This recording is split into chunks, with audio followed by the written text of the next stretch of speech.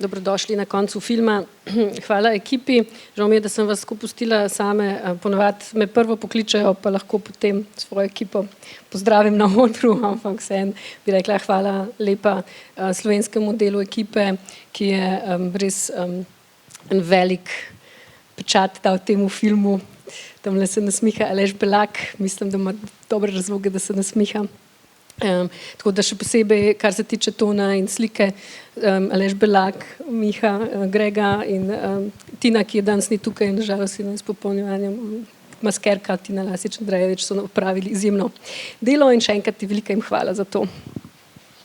Zelo dobrodošla so tudi vaša vprašanja in komentarji, tako da me že kar na začetku zanima, če bi mogoče kdo kaj vprašala.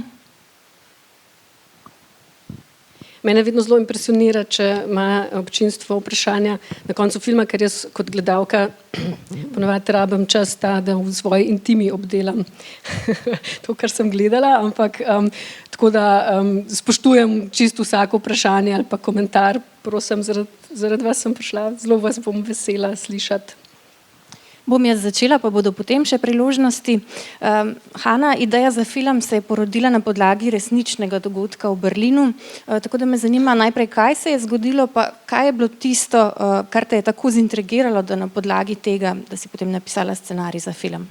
Torej, to ni čisto res, ne. Mislim, zdaj, kako nastaja neka zgodba za film, to ni tako, da se zgodi nek dogodek in potem iz tega, mislim, da se dogaja neko zgoščevanje idej, ne, pač nastajajo neke različne pojavljajo se neke različne ideje, neka opazovanja, neke misli, recimo pri tem filmu je bilo to po eni strani ideja napraviti adaptacijo glasbenega dela simfonije v filmsko zgodbo, tako kot poznamo adaptacije knjig, recimo, narediti adaptacijo simfonije. To je bila ena taka ideja, druga ideja je bilo to neko opazovanje odnosov med starši in otroci z stališča nekoga, ki je živel kot otrok in ki je imel svoje izkušnje kot starš, torej ta nekdo sem jaz. In potem seveda pa je obstajalo tle še neko opazovanje nekih določenih pojavov in procesov v družbi, ki so bili povezani s tem nekim zamolčevanjem ali pa nekim molkom povezanim z doživljanjem nasilja ali pa posledic nasilja in nek molk kot neka način, kako se ne soočati z določenimi vprašanji ali pa ne izgovarjati določenih vprašanj. Tako da to so take tri stvari, ki so sestavljene iz mnogih anekdot in dogodkov, ne. Tako da jaz vem, da obstaja ta ena anekdota, ki je v PR materialih o tem, kako sem opazovala otroke, ki so gledali naslovnice časopisov, v katerih so na najbolj spektakularen način bili opisani najbolj grozljivi zločini. Ampak v bistvu je bilo teh momentov veliko, ne. To se pravi, to nastajanje neke zgodbe je neko zgoščevanje nekih opažanj do trenutka, ko opaziš, okej, to je zgodba, tukaj je treba napisati neko zgodbo.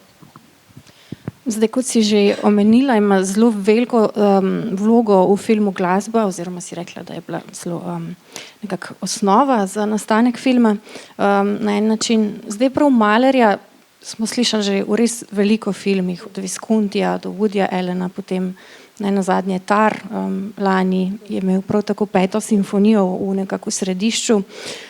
Tako da me zanima, mogoče najprej, zakaj je odločitev prav, kaj je takega na tej 5. simfoniji, kaj je takega na Mahlerju mogoče, in potem bi naprej še v glasbo, ki spremlja seveda to skladbo.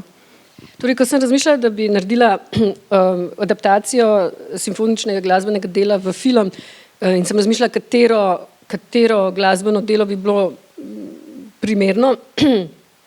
Ena od stvari, ki so mi bile pomembne, ali pa ki so me vodile pri tej izbiri, je bilo, da meni ni šlo za to, da neko glasbeno delo, ki je manj znano ali pa napol znano, predstavim občinstvu na ta način, da ga uporabim v filmu, ampak mi je šlo za to, da neko glasbeno delo, ki ga res vsi poznajo, ki vsem nam nekako, vsaj v Evropi, kot neka naša kulturna dediščina zveni nekje v ušesu, a ne, ki pač ga nekako spoznaš, torej da temu glasbenemu delu dam neko novo interpretacijo, neko novo zgodbo. Torej šlo mi je za to, da res izberem neko glasbeno delo, ki ga praktično vsi, ki so končali srednjo šolo, poznajo. Zdaj, to, da pa se je hkrati potem zgodilo več filmov, ki so se ukvarjali z to glasbo, je pač po mojem neke vrste synchronicity, ne, pač mislim, da so filmi nastajali hkrati in mogoče je bil trenutek, ko je ta glasba veliko ljudi na različnih koncih sveta nagovorila na poseben način. Zdaj, kar se mene osebno tiče, zakaj Mahler, meni se zdi, da je to, da me ta Mahlerjeva glasba je glasba, ki ne moramo poslušati v dvigalu. To je pač glasba, ki ima strašansko močno izpovedno moč in v njej je poln nekih kontrastov in prelomov in čutiš to neko notranje življenje, to neko človeško psiho, ki se kali skozi to glasbo, ne, to neko potovanje. In to se mi zdi, da je zelo filmsko. In hkrati je pa tudi še nekaj, jaz sem v tej glasbi vedno videla tudi pokrajino in sicer sem na nek način videla te naše Alpe in zdelo se mi je, ker pač v gorah čas ne obstaja, da sva se mogoče z Gustavom včasih srečala, ko je on hodil s svoje strani gor, v gore, jaz pa z druge strani in sva šla eno mimo drugega, ne, da bi se spoznala in v vsakem primeru pa slišam v tej glasbi zelo veliko te narave tudi. Torej, te prelomi, te nenadne spremembe, tam, to, ko se nekaj nenadno razsvetli ali pa ko se nekaj nenadno zatemni in tako kot recimo med pohajanjem v gorah, tudi med poslušanjem Mahlerjeve glasbe, to je glasba, po kateri se ne moramo izklopiti, ker moramo biti v bistvu ves čas prisotni, ker nas ves čas izziva z neko novo mislijo. Polno je nekih različnih misli, ki se dogajajo in pač ja, mislim, da pač ta glasba je gotovo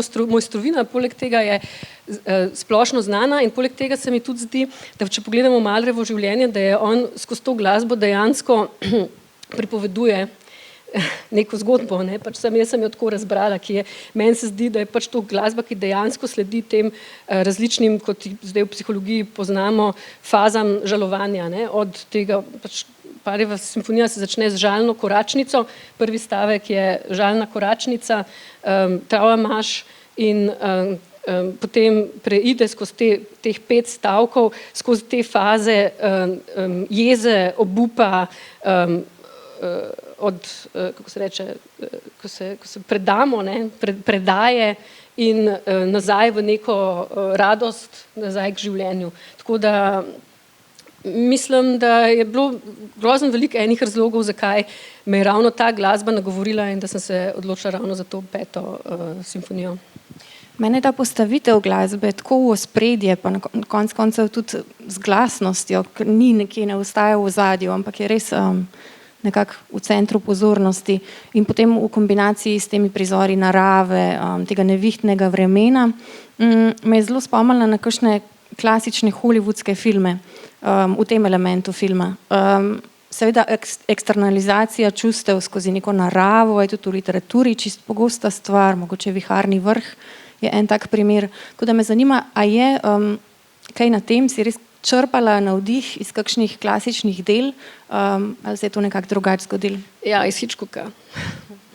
Zaradi tega, kako dela s suspenzom, pa tudi zato, kakšno vlogo narava igra v njegovih filmih, ker mogoče to ni prvo, kar nam pade na pamet, ko mislimo na njegove filme, ampak če se spomnimo na Birds ali pa North by Northwest ali pa Vertigo, je tam zelo prisotno morje, ocean, pokrajina, polje, nebo in tako naprej. In hkrati so pa to filmi, on je tak mojster suspenza, kako zna iz v bistvu tega, da se nič ne dogaja, ustvariti neko vzdušje, neke grožnje in neke strašne napetosti. In to je bilo nekaj, kar me je zelo zanimalo. Drugače pa Viharni vrh pa ne. Ima mogoče kdo kakšno vprašanje, kakšen komentar?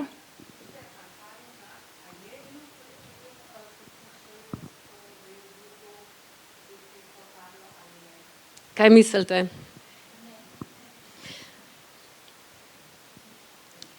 Ja, kaj mislite, kam se nagibate in zakaj.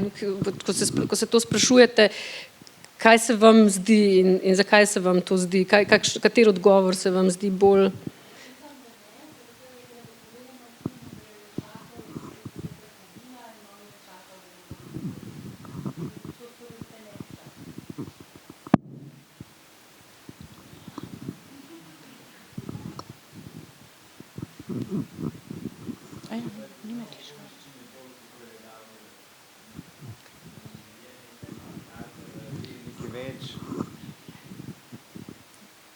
Ja, da mogoče ve nekaj več. Tako, to je v bistvu ena zanimiva točka, ne? Da je to ostane odprto, pa da je on dovolj večplasten, da meni se ne zdi, da bi lahko kakorkoli bil storilec, ampak da vseeno ostane še nekaj neizrečenega in da on še nekaj ve.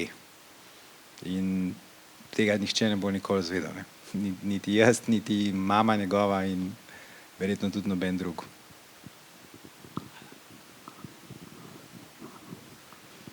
Ja, ne vem, če ve.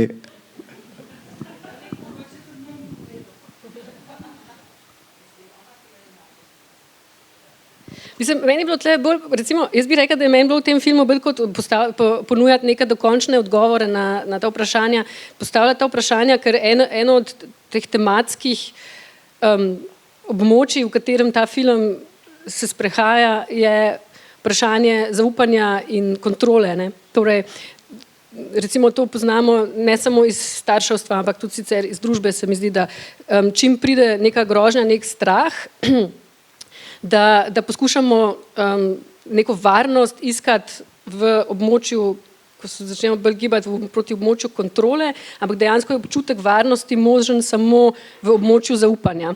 In zdaj, kot starši se pogosto znajdemo v tej pokrajini, kot nekakšni kljukavi slepci se skozi to pokrajino poskušamo znajti. Na eni strani je prepad slepega zaupanja v neke stvari in pač to je nek totalen propad našega starševstva, na drugi strani je prepad neke maligne kontrole, ne, ki že preseže okvire neke benigne starševske kontrole in nekako poskušamo vedno v našem starševstvu, se mi zdi, pa tudi v nekih družbenih procesih iskati te poti vmes, da ne gremo v svojem zaupanju predaleč v neko slepo zaupanje in da ne gremo v svoji pač pozitivni neki kontroli predaleč v neko kontrolo, ki rata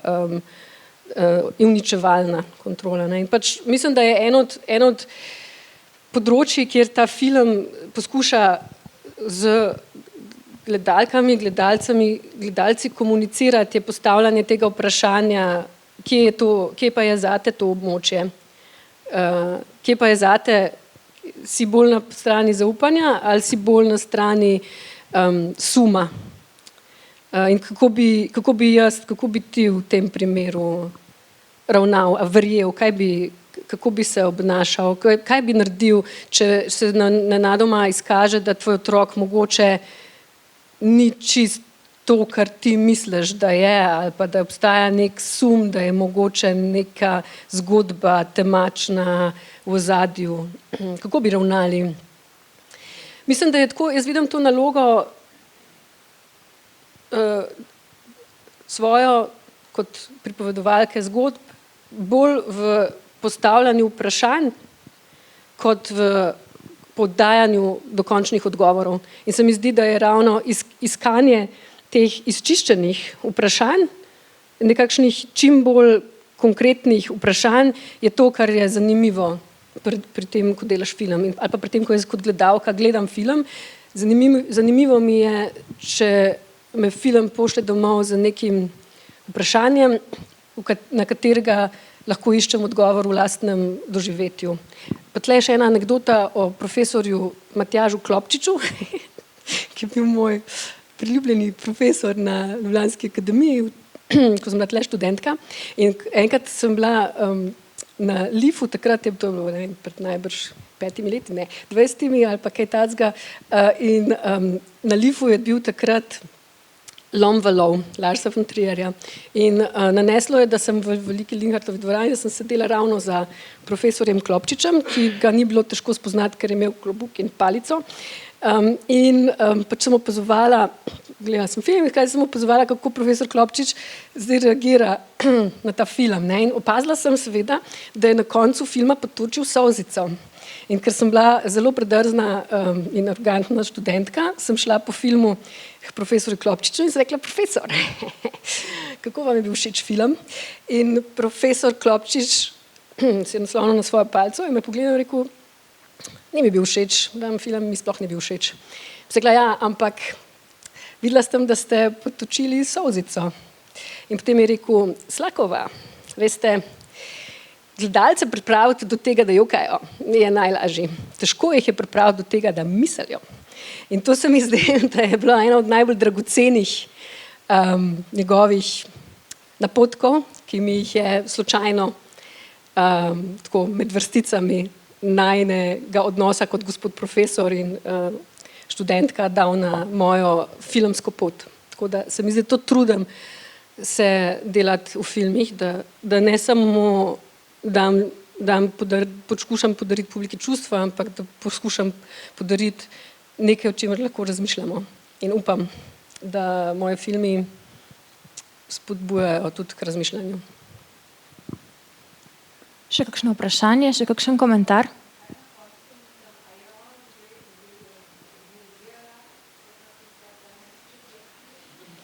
Ja.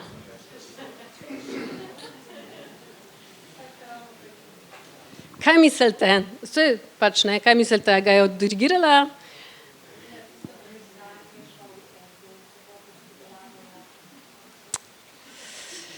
Ja, mislim, da to je pač spet neko vprašanje, na katerega ima mogoče vsak gledalec, gledalka svoj odgovor. Mislim, da večina, ne vem, jaz nočem dati dokončnih odgovorov. Mislim, da je vsako branje filma je pravo, ni napačnega branja. Torej, če se vam zdi, da je sicer začela, ampak ni mogla naprej, možno je. Lahko pa, da je odigrala najboljši koncert svojega življenja, ne vemo. Ker film se v tem trenutku konča.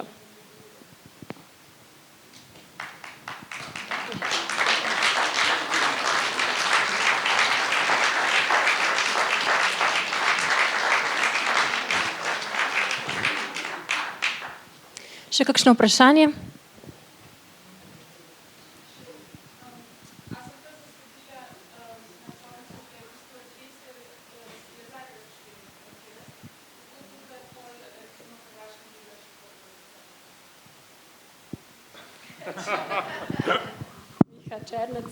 Ideja je bila, da snemali smo v času covida.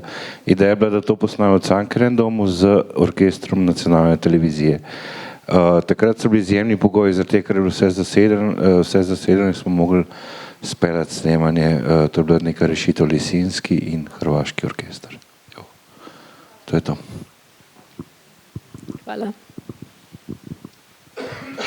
Še kakšno vprašanje, kakšen komentar?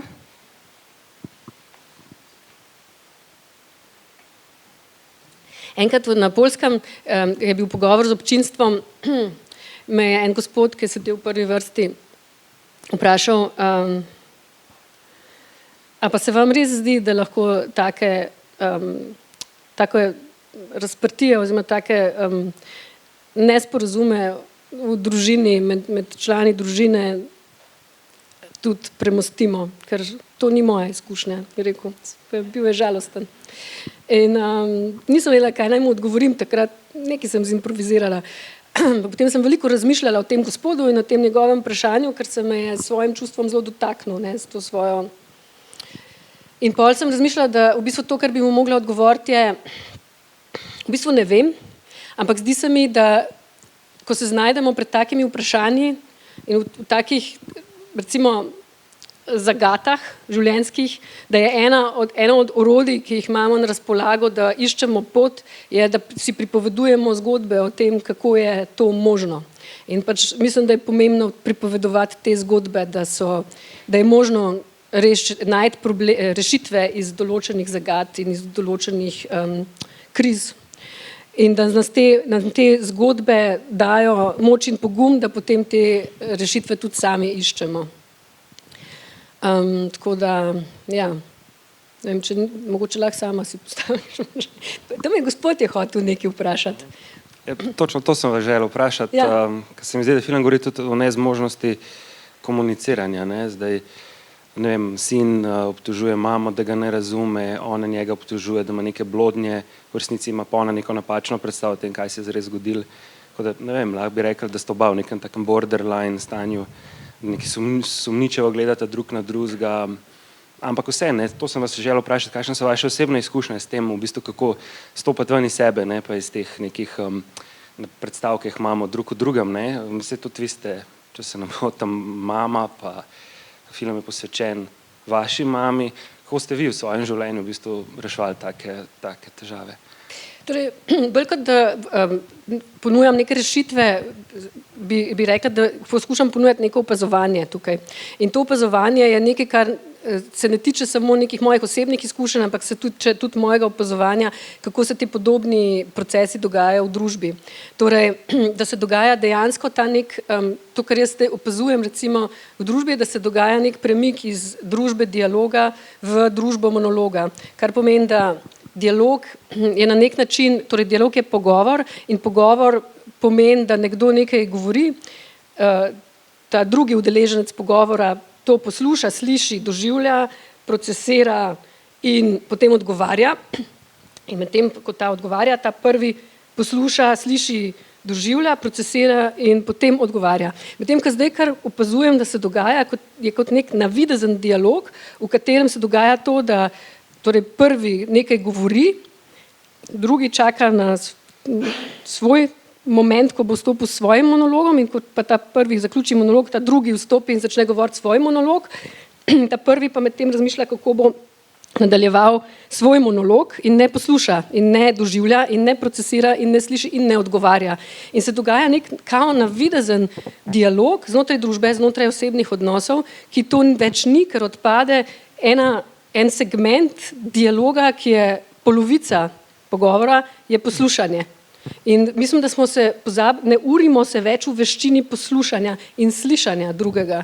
In mislim, da je to ena stvar, ki se mi zdi, da je ravno tako pomembna v odnosih, osebnih odnosih, družinskih odnosih, prijateljskih odnosih, partnerskih odnosih, torej se uriti v veščini poslušanja, kot tudi znotraj družbe, torej med skupinami v družbi, ki se mi zdi, da ravno tako smo pozabili se uriti v veščini poslušanja, ki se mi zdi, da je temelj dialoga in dialog je temelj demokracije in dialog je temelj dobrih odnosov znotraj družine recimo ali pa partnerskih odnosov. Tako da, torej, bolj mi gre za to neko opazovanje, da vzamem nek odnos nekih ljudi in potem dam noter to kapljico fikcije in rečem, kaj pa če. Torej, seveda, na začetku je neko opazovanje mojega lastnega življenja, življenja ljudi okoli mene, odnosov, nekih strategij, ki jih uporabljamo in nekih, kako se ti odnosi razvijajo in tako naprej, ampak potem je ta prestop v fikcijo se pa zgodi, ko vzamem neko kapljico in jo vržem not in rečem, kaj pa če bi se zgodil, da. Kako se potem, to je kot neke vrste miselni eksperiment, ne, in to je v bistvu, tako začne nastajati zgodba. Tako da lahko rečem, da se po eni strani seveda zelo veliko teh opažanj izhaja iz mojega osebnega življenja ali pa iz osebnega življenja ljudi, ki jih poznam, po drugi strani iz mojega opazovanja tudi procesov v družbi, ampak hkrati se potem pa zgodi še ta neka prehod v fikcijo, ko ta regler potisneš malo čez. In rečeš, dajmo to, kaj če bi to zaostrili, zato da ravno, ker pač stvari v realnosti so zelo kompleksne. Ne? Če hočemo en segment te realnosti malo bolj jasno prikazati, moramo na nek način ta regler fiktivni potisniti malo čez mejo. In potem se izkristalizira en segment te neke realnosti, to ravno o čemer želimo govoriti. Mislim, da to poskušam narediti v tem filmu. Kako si pa razmišljala glede na to? Mislim, da ima gospod še... Aha, ima še. Mogoče tudi sam film, mogoče tudi odgovoril na to vprašanje. Ne? Mislim, ker treba si vzeti čas najbrž. Ne? Ta zbližanje med mamo in sinom, ki se je zgodilo v filmu, bi se mogoče lahko, ne vem, zgodilo v enem večeru, ampak tukaj sta si mogla vzeti čas, ne? Nekaj se je moglo tudi vmes zgoditi, ne? Mogla sta se odmakniti, ne vem, in tako naprej. No? Tako da mogoče tudi to nek odgovor, ne vem. Ja, tudi to je en možen odgovor. En možen odgovor je tudi, da pomaga, če greš v naravo. To jaz celo verjamem, recimo. In še en možen odgovor je pa to, da zakaj je med njima možno, da se ta konflikt razreši, je tudi to, da je tukaj se zgodi nekaj, ne? Torej pripravljenost z obeh strani. Z ene strani pripravljenost izreči besedo oprosti in to resno misliti, in z druge strani pripravljenost sprejeti to opravičilo in odpustiti.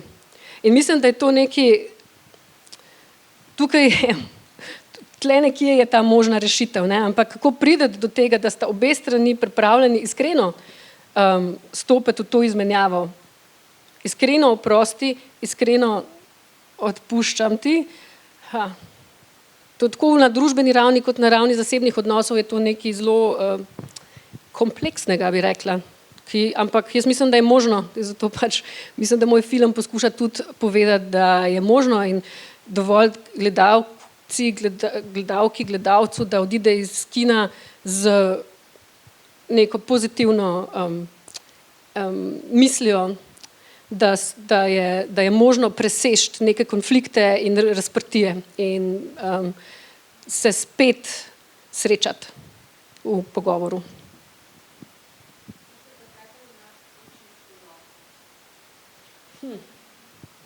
To je spet vprašanje, ne vem, verjetno ima vsak neko svojo razlago tega trenutka v filmu. In jaz imam gotovo tudi neko svojo razlago in pač verjetno jih imam več, ampak ne zdi se mi, da bi mogla jaz razlagati, zakaj se to zgodi, ker mislim, da bi na nek način je to nekaj, kar mora gledalka, gledalec zase odločati. Zakaj? Zakaj se to zgodi?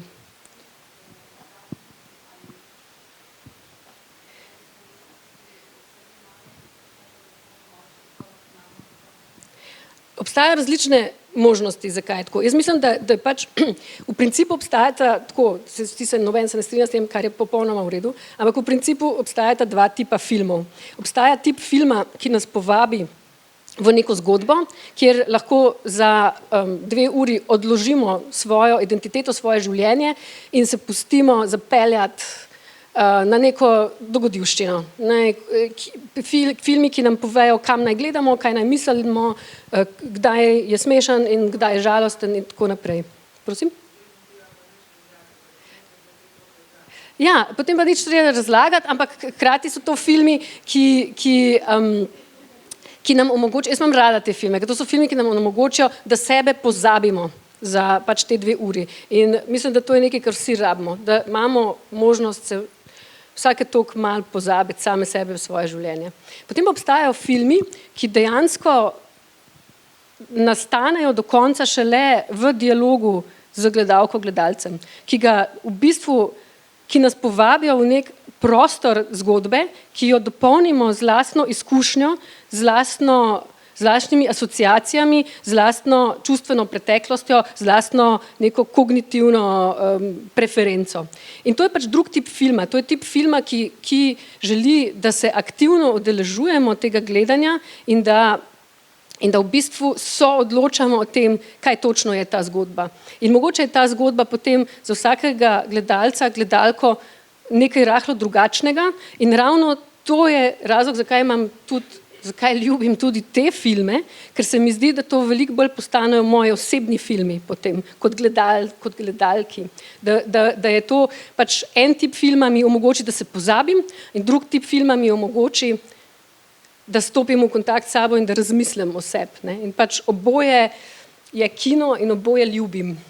In oboje vrsti filma si želim še naprej gledati v kinematografih, v kinodvoranah z drugimi ljudmi, ki v istem trenutku doživljajo nekaj popolnoma drugačnega.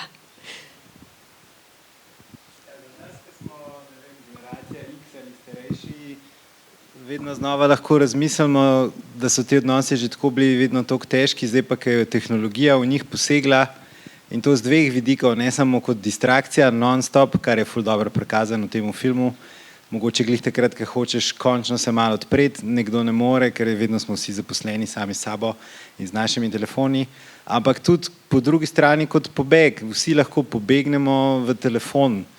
In dejansko je tehnologija, mogoče imam jaz malo romantičen spomin na moja mlada leta, ko je vsekakor do te mere še ni bila prisotna, ampak še bolje posegla v človeške odnose, še bolje to intimo razrušila in zdaj bojo mogli ljudje se še bolj naučiti pogovarjati, ker zdaj je še tretja oseba, ki predstavlja cel nek svet, ki v eni strani trka skozi na okno, pa po drugi strani ti pa ponuja, da enostavno se evakuiraš iz nekega okolja v neke svoje male intimne sanje in z enim sočlovekom lahko bivaš 10 let, pa se sploh ne rabiš z njim pogovarjati. Čisto kot ena misel. Ja, hvala. Bi še kdo kaj vprašal? Kakšen komentar še?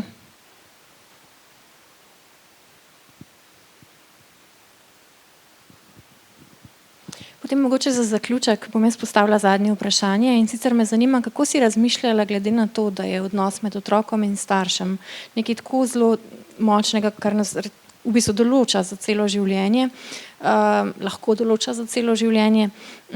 Kako si razmišljala glede na to, da si rekla, da nekaj tebe je v scenariju v vlogi starša, nekaj tebe v vlogi otroka, o prenosu, transgeneracijskem prenosu nekih čustvenih vzorcev, sploh teh stvari, o katerih ne govorimo, torej, ki ostanejo zamolčane, a so to tiste, ki se potem še bolj nekako neopazno, ampak še toliko močneje prenesejo?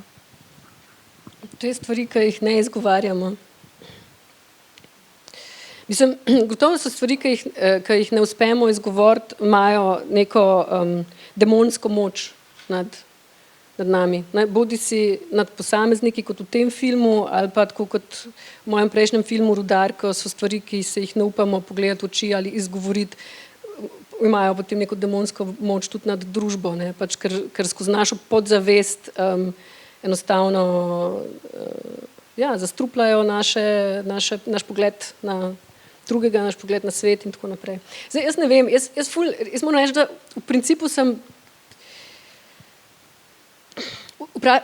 na eno vprašanje enostavno tudi nimam odgovorov in tudi v bistvu to, kar poskušam, je izkristalizirati ta vprašanja in jih podati naprej. Ne? In ker ne mislim, da so določena vprašanja, se mi zdi, da ni en človek ne more najti odgovorov na ta vprašanja in da je potrebno, da se usedemo in se pogovarjamo o njih dejansko in da pač ta raznolikost izkušnje in ta neka kognitivna raznolikost, čustvena raznolikost mnenj, različnih ljudi, ki prihajajo iz različnih izkušenj, prinese potem mogoče neke možne odgovore. Tako da, kako je z generacijskimi premiki, ne vem, mislim, danes so me že nek novinar vprašal, a je odraščati v današnjem svetu težje, kot je bilo odraščati prej. Ne? Jaz sem samo enkrat odraščala, nimam primerjave. Ne morem, če bi večkrat odraščala vsake 10 let, potem bi lahko naredila neko osebno primerjavo tega, kako je odraščati. Ampak mislim, da je dejansko, če bi želeli primerjati, kako je odraščati danes, pa kako je bilo odraščati pred 30 leti, to je ena zanimiva tema za pogovor med temi, ki odraščajo danes in temi, ki so odraščali pred 30 leti, s tem, da ta pogovor lahko najlepše steče, če se začnejo ti ljudje med seboj poslušati in z neko radovednostjo vstopati v svet tega drugega, ne? In to izkušnjo tega drugega, ki je zelo specifična. Tako da ne moram v resnici odgovoriti na vaše vprašanje. Mi pa je všeč, da postavljate to vprašanje in da film mogoče podpira postavljanje takega vprašanja. Ja. Hana Slak, najlepša hvala. Vse lepo vabim v kavarno na pogostitev. Hvala tudi vam za pozornost in lep večer še naprej. Hvala lepa, lahko noč.